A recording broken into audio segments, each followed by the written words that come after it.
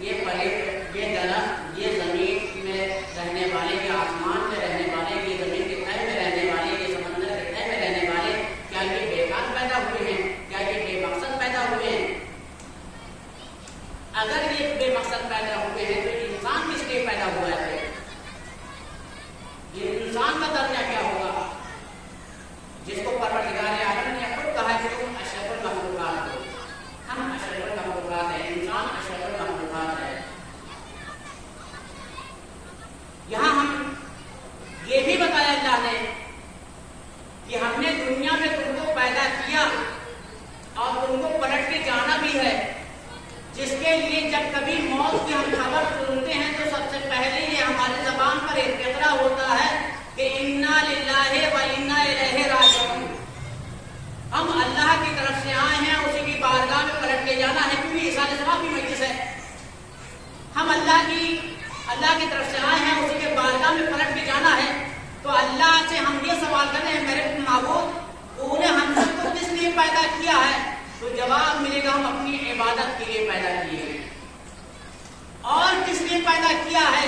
تو سوال کے قرآن خود جواب دے گا، الذی خلق الموت والحیات لیبلوکم ایکم احسن عملا، ہم نے موت اور حیات کو اس لیے پیدا کیا تاکہ ان کے ذریعے تمہاری آزمائش کی جائے اور پھر امتحان لیا جائے، آزمائش کیا جائے کہ تم حسن عمل کے اعتبار سے کیسے ہو۔ دنیا میں جب تم کو بھیجا گیا تو کس لیے بھیجا گیا؟ آیا تمہیں فاتو پیدا کیا گیا یا یوں ہی پیدا کیا گیا کہ آپ یہاں آؤ، کھاؤ پیو اور دنیا سے رخصت ہو جاؤ؟ نہیں، بلکہ کھائیے پیجیے خوب۔ حیات کا مطلب ہی یہی ہے، جتنا عیش و آرام کرنا ہو کر لیجیے، جتنا اعمال انجام دینا انجام دے لیجیے، جتنا نیکیاں کرنا ہو نیکیاں کر لیجیے، کیونکہ جب موت آئے گی تو یہ موقع نہیں ملے گا، امتحان ختم ہو جائے گا، کھانا پینا ختم ہو جائے گا، نیکیاں ختم ہو جائیں گی، سارے اعمال ختم ہو جائیں گے۔ مرنے کے بعد بس وہی ہوگا جو جس کے لیے اللہ نے بھیجا ہے کہ میں نے تم کو دنیا میں بھیجا ہے تو کس لیے بھیجا ہے، اب وہ سارا کام تمام ہو گیا، اب تم پلٹ کر آئے ہو تو اب حساب دو کہ دنیا میں تم نے کیا کیا، نیکیاں کیا۔ مولا کائنات علی بن ابی طالب علیہ السلام مولا یہ بتائیے موت کیا ہے؟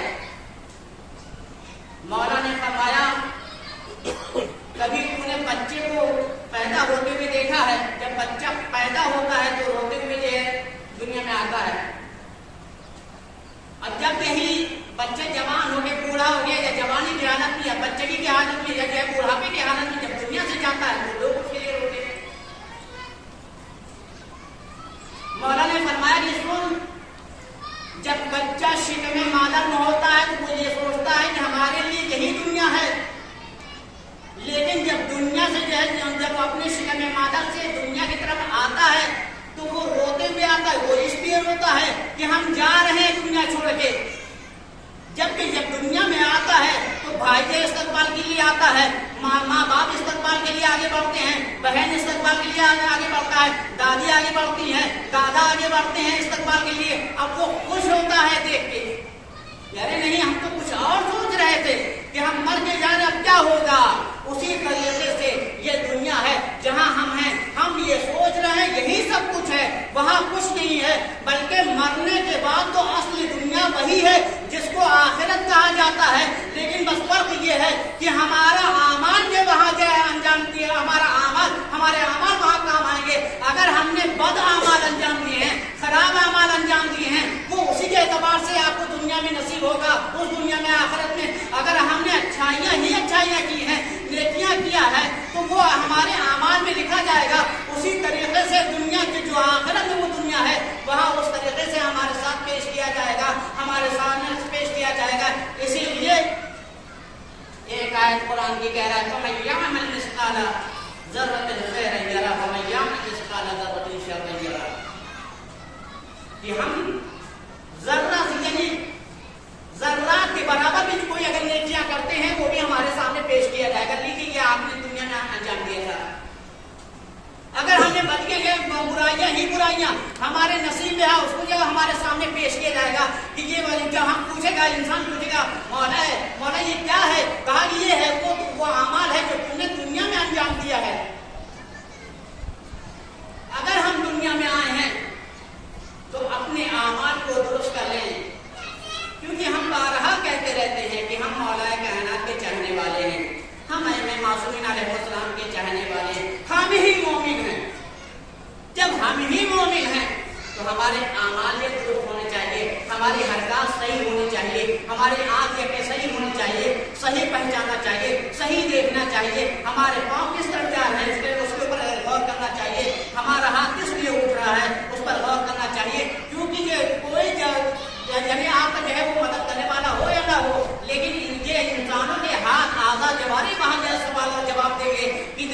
हमारे इस हाथ से इसने क्या किया, नेकियां ही किया है, चुपके से जो है गरीबों को गल्ला बांटा है, नेकियां ही नेकियां किया है, कभी जैसे जो है कभी हुसैन मनाया है, मातम किया है, सीनाजनी किया है, तबर्रुक बांटा है, ये तमाम चीजें हैं जो नेकियां हैं, जो हाथ जो है आपको क्या बताएंगे वहां पर गवाही के तौर पे कि ये इंसान इस हाथ से फला काम अंजाम दिया है।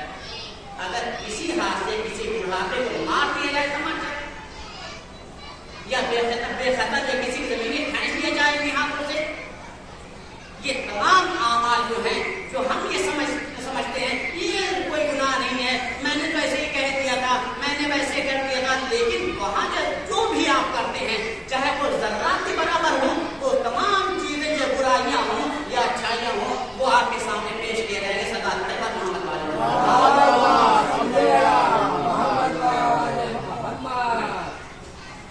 मौत से डरने वाले भी मौजूद हैं, मौत से भागने वाले भी मौजूद।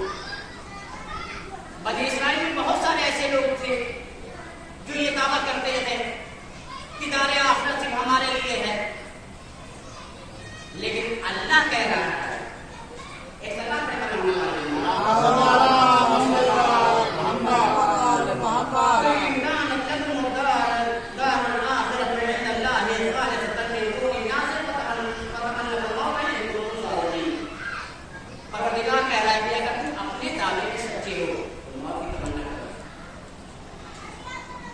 लेकिन वो मौत की तमन्ना नहीं करते थे, जानते थे कि हमारा अमाल कितना बुरा है। हम सब जानते हैं, हम जो मौत से डरते हैं वो यही वजह है कि अगर हमारा अमाल अच्छा होता है तो हम ये जल्दी कोशिश हर वक्त ये मौत की तमन्ना करते हैं, परवरदिगार हमें मौत दे दे ताकि हम इस दुनिया से जल्दी जाएं और गुनाह कम हो। लेकिन जब गुनाह करते रहते तो मौत से भागते हैं, लेकिन हम मौत से भाग नहीं सकते, कहीं भी जाएंगे तो मौत का फरिश्ता हमको खींच के ले आएगा। जनाब सुलेमान का दरबार लगा हुआ था और उस दरबार में मौत का फरिश्ता भी मौजूद था और जिसको दुनिया से जाना था वो भी मौजूद था। जिसको जाना था वो उस शख्स को देख रहा है और जो जिसको ले जाना है वो भी उसको देख रहा है, अपने गौर से देख रहा है कि इंसान जो देख रहा था जिसको मौत आने वाली वो डर गया। उसने जनाब सुलेमान से कहा है, या सुलेमान या नबी अल्लाह, ये शख्स है जो हमको बड़े गौर से देख रहा है, मुझे इससे बहुत खौफ आता है, डर आता है, डर लगता है, लिहाजा हमको फला जजीरे में पहुंचा दे। जनाब सुलेमान ने हुक्म दिया, वो वहां पहुंच गए। अब जब जनाब सुलेमान ने मौत के फरिश्ते से पूछा, ये बताओ तुम उसमें गौर से क्यों देख रहे थे? उसने कहा कि हम इसलिए देख रहे थे कि इसकी मौत फला जजीरे में थी, लेकिन वो यहाँ मौजूद है। मैं बहुत ताज्जुब कर रहा था कि ये यहाँ कैसे मौजूद है, इसकी मौत वहां लिखी है, हम इसकी रूह कब्जे करने के लिए वहां गए थे, लेकिन ये यहाँ मौजूद है।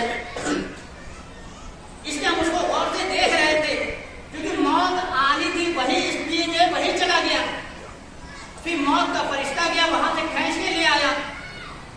अगर हम ये सोचते हैं कि हमारी मौत यहाँ आने वाली है भोपतपुर में, तो हम ये कोशिश करके इलाहाबाद भाग जाएं, हिंदुस्तान से बाहर निकल जाएं, 6 फीट जमीन के अंदर चले जाएं, लेकिन यकीन रखिए हम कहीं भी जाएंगे, जब मौत आने वाली होती है तो मौत वहां से खींच कर आपको बाहर निकालेगी।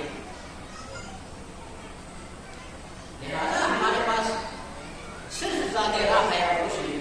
वो ज़ाते राह क्या है? वो नेकियां हैं, वो अच्छाइयां हैं। दुनिया हमेशा रहने वाली तो नहीं है, हम हमेशा रहने वाले तो नहीं। हमको यकीन है कि अगर हम बहुत ज्यादा अगर हमको जिंदगी मिल गई तो 50 साल, 60 साल, 70 साल, 80 साल, उससे ज्यादा हम जिंदा रहने वाले नहीं है। हमने अपने सामने वालों को देखा है, जवानों को जाते हुए देखा है, बुढ़ापों को जाते हुए देखा है, बच्चों को जाते हुए देखा है, कोई बचा नहीं है। अगर हम ये सोचे भी तो हम 17 साल के हैं, अभी हम 18 साल के हैं, अभी तो जैन बूढ़े होंगे, अभी जवान होंगे, अभी शादियां होंगी, लेकिन इसका इंतजार न करें, मौत कब आ जाए नहीं पता। लिहाजा अपने अमाल को दुरुस्त करिए कि परवरदिगार आलम ने जो हमें नेक अमाल करने के लिए दुनिया भेजा है, परवरदिगार आलम ने अपनी इबादत के लिए पैदा किया है। हम क्यों इबादत से दूर रहे, हम क्यों मस्जिदों से भागे, हम क्यों मस्जिदों से फरार हो?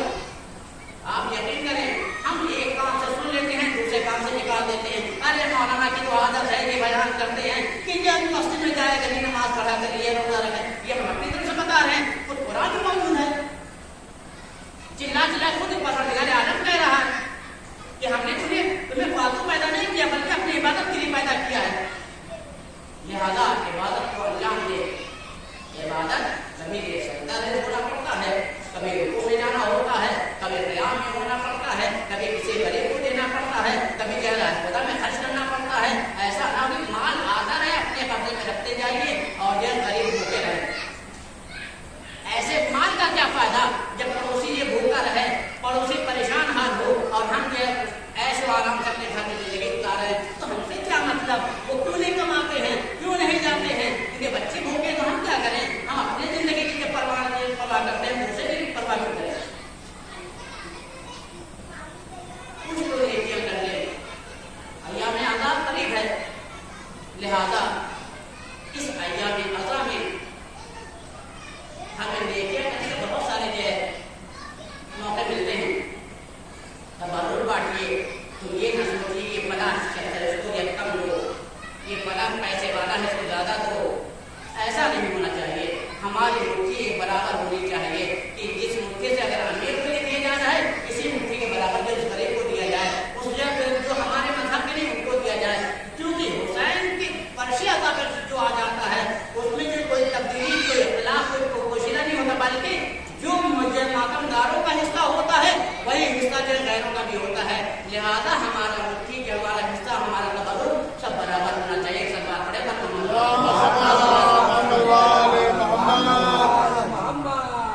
کیونکہ موت کا کچھ بھروسہ نہیں. کتنے لوگ ہمارے ساتھ پچھلے سال محرم میں تھے، اب کے ساتھ سامنے نظر نہیں آتے.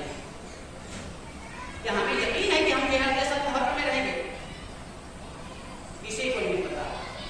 موت کون سا بہانہ لے کر آ جائے اور ہم اس دنیا سے چلے جائیں. ایک سوال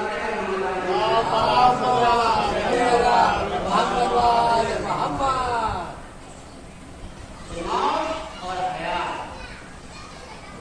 یہ آزمائش کے لیے، لہذا ہم زندگی گزار رہے ہیں، حیات لے رہے ہیں پروردگار کی زمین پر رہ کر اور موت کا انتظار کر رہے ہیں.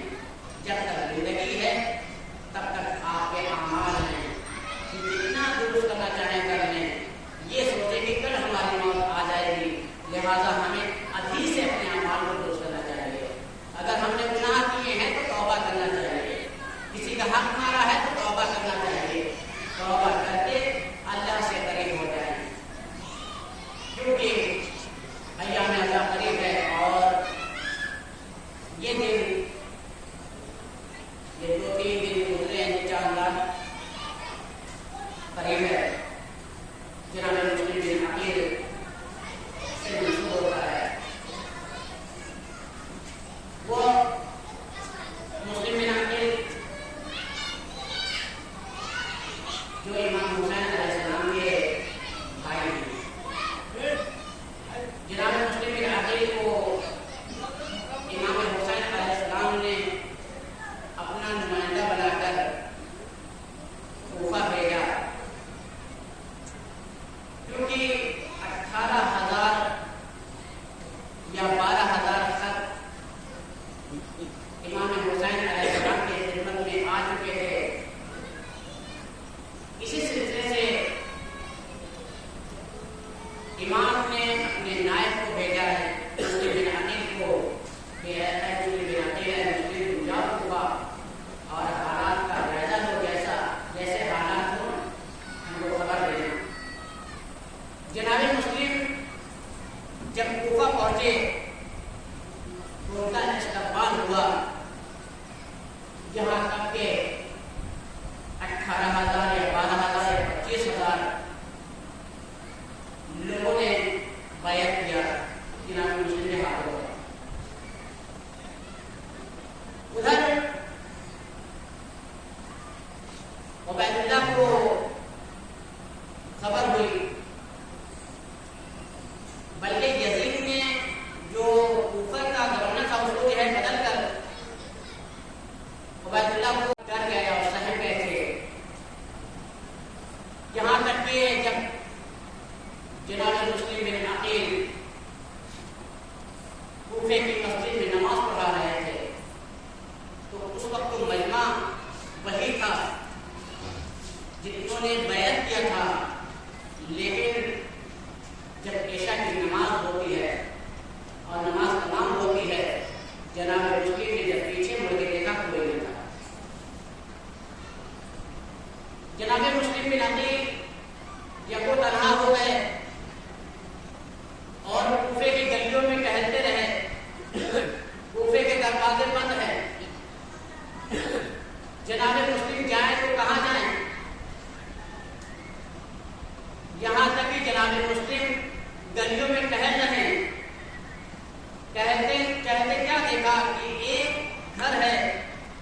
جہاں چراغ جل رہا ہے، جناب مسلم کو پیاس بہت لگی تھی. جناب مسلم اس در پہ پہنچے، کیا دیکھا کہ ایک گڑیا جو کھڑی ہے وہ اپنے بیٹے کا انتظار کر رہی ہے. جب جناب مسلم وہاں پہنچے اور گڑیا نے دیکھا کہ یہ ایک شخص ہے جو جانا پہچانا نہیں لگتا ہے، جو اس کوفے کا نہیں ہے، فوراً سوال کیا کہ لگتا ہے تو مسافر ہے، تو یہاں سے چلا جا، کوفے کے حالات صحیح نہیں ہیں. جناب مسلم نے کہا اے معظمہ ہم کہاں جائیں جس کا نہ کوئی مکان ہے نہ کوئی دیار ہے. کہا کہ تو کہاں سے آیا ہے؟ کہا کہ میں مدینے سے آیا ہوں. جیسے ہی گڑیا نے معظمہ نے سنا مدینہ، فوراً پوچھا مدینے میں کہاں سے آئے ہو؟ تو جناب مسلم بن عقیل نے بتایا کہ اے معظمہ ہم سفیر حسین مسلم بن عقیل ہیں. جیسے ہی سننا تھا وہ پیروں پر گر جاتی ہے، کہتی مولا مجھے معاف کیجیے گا میں نے پہچانا نہیں. اتنے میں جناب مسلم نے کہا کہ اے معظمہ میں بہت پیاسا ہوں، اگر تجھے ہو سکے تو مجھے پانی پلا دے.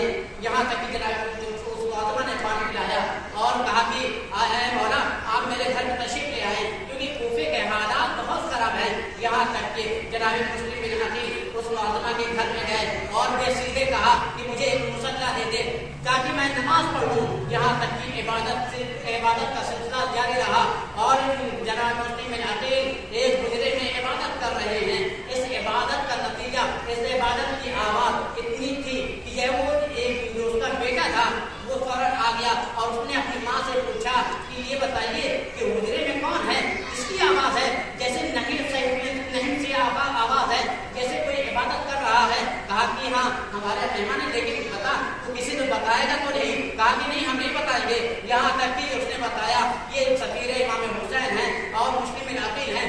جب یہ سننا تھا وہ فوراً باہر گیا اور اس نے خبر دے دیا. خبر دینا تھا کہ یہ فوج در فوج یعنی 4000 فوج ہے وہاں جمع ہو گئی. ہاں عزیزوں وہ وقت بھی آتا ہے جب جناب مسلم نے یہ آواز سنی. جیسے ہی آواز سنی اس نے جیسے ہی آواز سنی جناب مسلم بن عقیل باہر نکلنا چاہتے. معظمہ نے کہا کہ آقا آپ باہر نہ جائیں، حالات بہت خراب ہیں، ہم ان سے بات کرتے ہیں. کہا کہ نہیں یہ کیسے ہو سکتا ہے کہ جو ہے ہم کے اندر رہیں اور تجھے باہر جائے اور یہاں تک کہ یہ فوج اندر داخل ہو جائے، ہم یہ گوارا نہیں کرتے. ہاں یہ کہتے ہوئے جناب مسلم بن عقیل گھر سے باہر نکلے اور وہ جنگ لڑی. یہاں تک کہ تلواروں کی آواز گونج رہی ہے. ہاں جناب مسلم جنگ لڑ رہے ہیں. یہاں تک کہ فوجیں شام کی کم ہو جاتی ہے، یہاں تک فوجیں کوفے کی فوج کم ہو جاتی ہے. اس نے فوراً سردار نے آواز دیا کہ جا کے جو ہے عبید اللہ سے کہو کہ فوج اور دے. جیسے یہ خبر عبید اللہ تک پہنچی اس نے پوچھا کہ کیا ہو رہا ہے.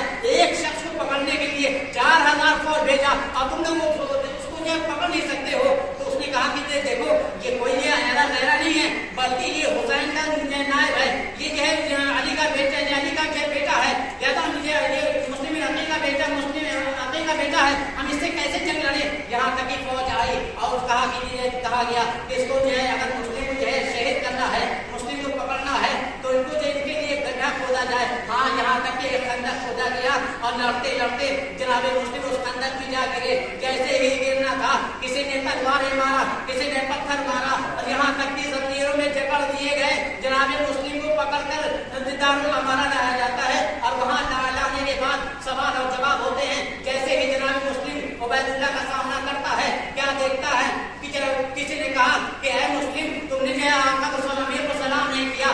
جناب مسلم نے کہا کہ دیکھو میرا امیر تو جو امام حسین ہے، ہمارا آقا حسین ہے، ہم اس کے علاوہ کسی کو امیر نہیں سمجھتے ہیں. یہاں تک کہ اس نے کہا ٹھیک ہے اگر تم نہیں سمجھتے موت کے لیے تیار ہو جاؤ. ہاں عزیزوں وہ وقت بھی آتا ہے کہ جناب مسلم بہت پیاسے تھے، جنگ لڑتے لڑتے بہت پیاسے ہو گئے تھے. لہٰذا جناب مسلم نے پانی منگایا کہ دیکھ مجھے پانی دے دے، میں بہت پیاسا ہوں. پانی لایا جاتا ہے اور جناب مسلم پینا چاہتے ہیں. جیسے ہی پیتے ہیں پانی جب پیتے ہیں خون جو اس میں پانی میں گر جاتا ہے. ہاں پانی مضاف ہو جاتا ہے. جناب مسلم نے پانی نہیں پیا.